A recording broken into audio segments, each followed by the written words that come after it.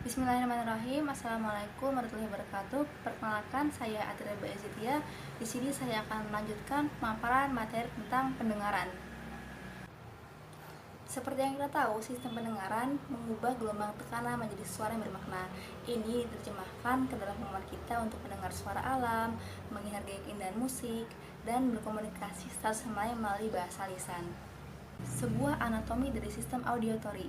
Seperti yang teman-teman bisa lihat pada gambar, kalau telinga itu dipisahkan menjadi beberapa bagian. Di antaranya itu ada telinga luar yang meliputi pertama kita bisa melihat dari bagian yang menonjol di kepala kita itu ada pina. Kemudian ada kanal pendengaran dan membran timpani atau gendang telinga. Kemudian ada telinga tengah yang dimana berisi 3 tulang kecil. Dia disebut sebagai ossicles, meliputi molus, incus, dan stapes. Kemudian ada telinga bagian paling dalam berisi kanal setengah lingkaran yang terlibat dalam keseimbangan dan gerakan rasa vestibular dan koklea. Koklea sendiri itu adalah struktur yang kita tahu bentuknya seperti siput, berisikan cairan sel reseptor sensorik dari sistem pendengaran gelombang suara yang bergerak di sepanjang kanal pendengaran dan menyerang membran timpani, di mana itu akan menyebabkan getaran. Getaran ini menghasilkan pergerakan 3 ossicles. Saat ossicles bergerak, stapes menekan ke membran tipis koklea yang dikenal sebagai jendela oval. Ketika stapes menekan ke jendela oval, cairan di dalam koklea mulai bergerak yang pada gilirannya merangsang sel rambut, yang merupakan sel reseptor pendengar dari telinga bagian dalam yang tertanam dalam membran basilar. Membran basilar adalah strip tipis jaringan dalam koklea. Ketika sel rambut menjadi aktif, mereka akan menghasilkan impuls saraf yang melakukan perjalanan di sepanjang saraf pendengaran ke otak. Informasi pendengaran dipindahkan ke colliculus inferior, inti geniculate medial dari talamus, dan akhirnya konteks pendengaran di lobus temporal otak untuk diproses. Kemudian ada perceptive pitch. Frekuensi gelombang suara yang berbeda dikaitkan dengan perbedaan persepsi kita tentang nada-nada suara itu. Suara frekuensi rendah akan berada lebih rendah, begitupun dengan suara frekuensi tinggi akan berada lebih tinggi.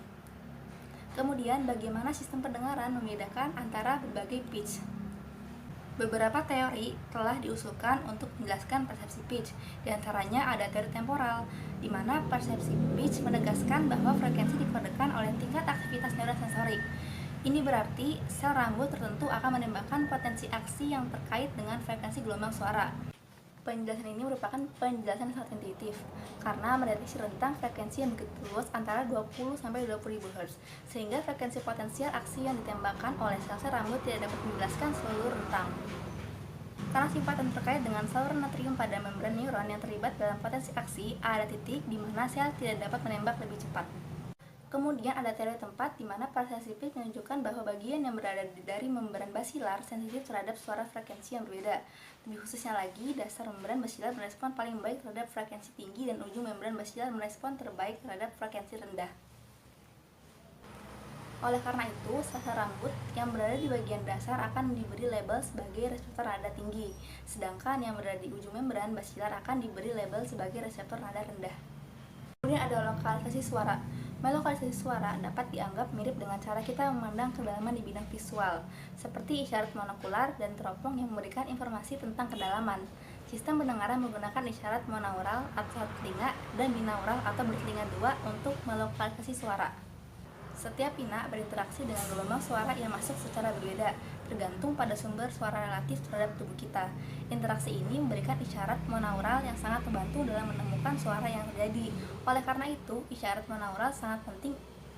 Isyarat binaural di sisi lain memberikan informasi tentang lokalisasi suara sepanjang sumbu horizontal dengan mengandalkan perbedaan pola getar gendang telinga di antara kedua telinga kita.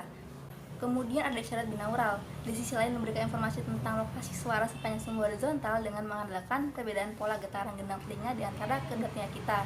Jika suara berasal dari lokasi off center, itu menciptakan dua jenis isyarat binaural, perbedaan tingkat interaural dan perbedaan antarotoral. Perbedaan tingkat interaural mengacu pada fakta bahwa suara yang berasal dari sisi kanan tubuh lebih intens di telinga kanan daripada di telinga kiri. Sedangkan perbedaan antarotoral mengacu pada perbedaan kecil dalam waktu di mana gelombang suara tertentu tiba di setiap telinga. Selanjutnya ada gangguan pendengaran. Tuli adalah ketidakmampuan parsial atau lengkap untuk mendengar. Beberapa orang dilahirkan tuli yang dikenal dengan tuli kongenital. Namun banyak orang pula yang mulai menderita gangguan pendengaran konduktif karena usia, tadi posisi genetik, atau efek lingkungan termasuk paparan kebisingan ekstrim. Mengingat sifat mekanik di mana stimulus gelombang suara ditransmisikan dari gendang telinga melalui osikles ke jendela oval koklea, beberapa tingkat gangguan pendengaran tidak dapat dihindari. Dengan gangguan pendengaran konduktif, masalah pendengaran dikaitkan dengan kegagalan dalam getaran gendang telinga atau gerakan osikles. Masalah ini sering ditangani melalui perangkat seperti alat bantu dengar yang memperkuat gelombang suara yang masuk untuk membuat getaran gendang telinga dan gerakan osikles lebih mungkin terjadi. Dan ketika masalah pendengaran dikaitkan dengan kegagalan untuk mengirimkan sinyal saraf dari koklea ke otak, itu disebut gangguan pendengaran sensori neural. Seperti salah satu contohnya penyakit Menire, di mana penyakit ini menghasilkan degenerasi struktur telinga bagian dalam yang dapat menyebabkan gangguan pendengaran, tinnitus, vertigo, dan peningkatan tekanan dalam telinga bagian dalam. Kehilangan semacam ini tidak dapat diobati dengan alat bantu dengar, tapi beberapa individu menjadi kandidat untuk implan koklea sebagai pilihan pengobatan. Implan koklea adalah perangkat elektronik yang terdiri dari mikrofon, prosesor ucapan, dan area elektroda. Perangkat ini menerima informasi suara yang masuk dan secara langsung merangsang saraf pendengaran untuk mengirimkan informasi ke otak. Kemudian lanjut ke materi selanjutnya, ada indera lainnya.